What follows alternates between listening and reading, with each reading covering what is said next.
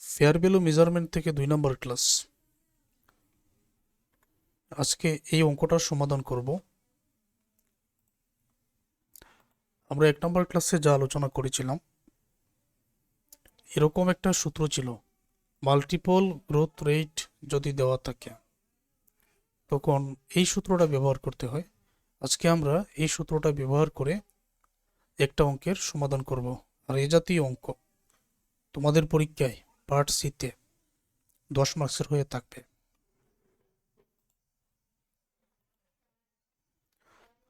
The following information is given from Eurocola Company, Unitech Limited, Rajkola company. 3টা কোম্পানির নাম দেওয়ার মানে হলো, আসলে এই অঙ্কটা বারবার পরীক্ষায় এসেছে, তোমাদের পরীক্ষায়ও থাকতে পারে।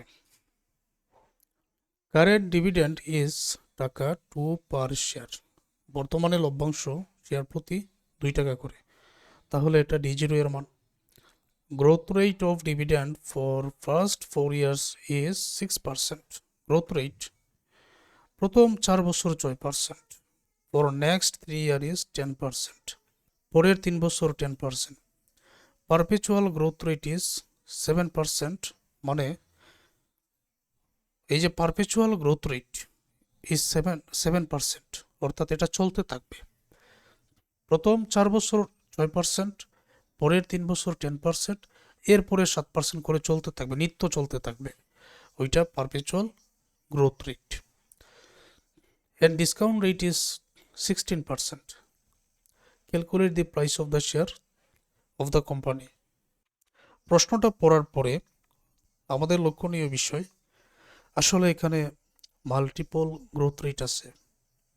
একটা হলো প্রথম 4 বছরের জন্য 6%, পরের 3 বছরের জন্য 10%, পরে পারপেচুয়াল গ্রোথ রেট 7%। তার মানে 3 ধরনের আছে, সুতরাং ওই সূত্রটি ব্যবহৃত হবে। এখন একটা অঙ্ক যদি বুঝতে পারো, এরকম 10টা অঙ্কের সমাধান তোমরা পারবে। তারপরও আমি ধারাবাহিক ক্লাসের মধ্যে এই ধরনের আরো কিছু অঙ্কের সমাধান বুঝাবো। তাহলে একটা অঙ্ক খুব ভালো করে বুঝে নাও। কারেন্ট ডিভিডেন্ড D0 2 টাকা করে। প্রথম 4 বছরে 6% গ্রোথ রেট, তাহলে জি এর মান 6%, 100 দ্বারা ভাগ করে 0.06 ফর ফার্স্ট 4 ইয়ার্স, প্রথম 4 বছর। ফর নেক্সট 3 ইয়ার্স 10%, জি এর মান 10%, 100 দ্বারা ভাগ করলে 0.10 ফর নেক্সট 3 ইয়ার্স, পরের 3 বছরের জন্য। পারপেচুয়াল গ্রোথ রেট ইজ 7%, জি এর মান 7%, 100 দ্বারা ভাগ করলে 0.07, পারপেচুয়াল, এটা নিত্য 7% চলতে থাকবে। কস্ট অফ ইকুইটি বা ডিসকাউন্ট রেট 16%, কে এর মান 16%, 100 দ্বারা ভাগ করলে 0.16। আচ্ছা, এখন পরে হলো প্রথম 4 বছরে 6%, পরের 3 বছরে 10%, তাহলে এখানে নির্দিষ্ট করে বলা আছে টোটাল কত বছরের জন্য, 4 বছর আর 3 বছর, তাহলে 7 বছরের নির্দিষ্ট করে বলা আছে। এই জন্য শুরুতেই আমি 8 নম্বর বছর পর্যন্ত ডিভিডেন্ডটা বাইর করব। যদি এরকম বলা হতো প্রথম 3 বছর, পরে আবার 3 বছর, তাহলে 6 বছর, তাহলে আমি 7 নম্বর বছর পর্যন্ত ডিভিডেন্ড বাইর করব। যদি বলা হতো প্রথম 2 বছর এত, পরের 3 বছর এত, তাহলে 2 আর 3 5 বছর, আমি 5 বছর হলে 6 নম্বর বছর পর্যন্ত ডিভিডেন্ডটা বাইর করতাম। কিভাবে? Calculation of expected dividend per share. D1 এর সূত্র D not into 1 plus G. D not বা D0 টু 1 প্লাস জির মান এখানে 0.06, কারণ প্রথম 4 বছর এই যে D1 থেকে D4 পর্যন্ত 0.06 জির মান আমি বসাবো, এই দুইটা গুণ করে 2 টাকা 12 পয়সা। এখন D2 এর মান বাইর করব। D2 এর সূত্র হচ্ছে D1 মানে এই 2 টাকা 12 প্রথমে বসবে, আর 1 প্লাস G1 মানে 1.06, 1 প্লাস 0.06 ঠিক থাকবে, উত্তরে 2 টাকা 247 উত্তর চলে আসে, তাহলে এটা D2 এর মান। এখন 3 নম্বরটা যখন বাহির করব তখন D2 সূত্র বসাতে হবে, D2 এর মান 2.247, 1 প্লাস জির মান 0.06, 1 প্লাস 0.06, তখন 2.382, এটা হলো D3 এর মান। D4 এর মান যখন বাহির করব তখন D3 এর মান এটা ওয়ান প্লাস জির মান বসাবো, উত্তরে এটা।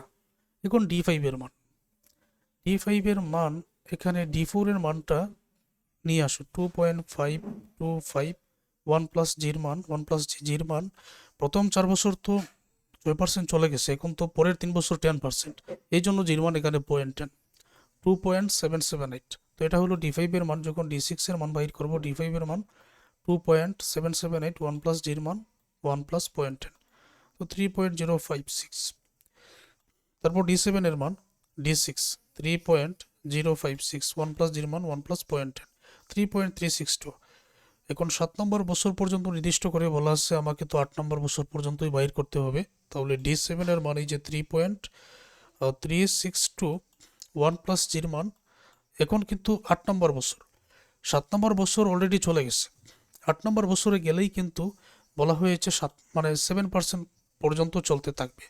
এই জন্য জি এর মান এখন আমি 0.07 বসালাম, তখন 3.597। তারপরে ওই যে নিত্য 7% করে গ্রোথ রেট বৃদ্ধি পাবে, এই ক্ষেত্রে 7%-এর জন্য আমাদের আরেকটা স্টেপ 1-এর কাজ তো এটা, স্টেপ 2-তে P7 এর মান বাইর করতে হবে।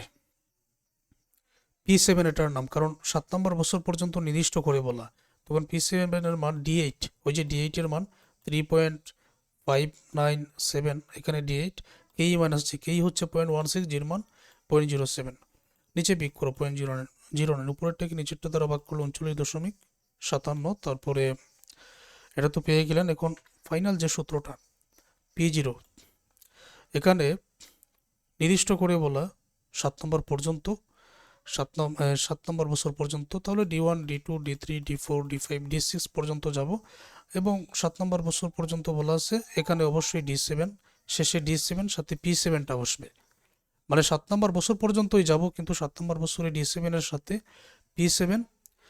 এখন এই D1 D2 এর মান, যে মানগুলো পেয়েছি, D1 D2 এর মান, D1 D2 D3 D4 D5 D6, এই হচ্ছে D7, মানে ওই মানটা 3.362, ওকে। আর P7 মানে ওই মানটা 39.97, আর কেই মানে 0.16, 1 প্লাস কেই 1 প্লাস 0.06, 1 পাওয়ার 2, 3 4 5 6 7, 2.12 নিচের মানটা বসাও, 2.247 নিচের মানটা বসাও, 2.382 নিচের মানটা ক্যালকুলেটরের মাধ্যমে বাইর করে বসাও, উপরে মানগুলো বাইর করো, নিচের মানগুলো বাইর করো, উপরে মানগুলোকে নিচের মানগুলো দ্বারা ভাগ করলে এগুলো পাওয়া যাবে, যোগ করে নাও, 24 টাকা 33 পয়সা হয়ে যাবে। এটা তো আর এক এক করে বলতে হচ্ছে না, এটা তো ক্যালকুলেশন করবে তোমরা ক্যালকুলেটর দিয়ে। তাহলে 24 টাকা 33 পয়সা, এটা হলো উত্তর। আর যদি এই নিয়মটা মনে রাখতে পারো, তখন এই নিয়মের 10 মার্কসের তো তোমাদের পরীক্ষায় আসে, এই নিয়মের অঙ্ক তোমরা পারবে। আমি আরও কিছু অঙ্কের সমাধান বোঝাবো ধারাবাহিক ক্লাসগুলোর মধ্যে।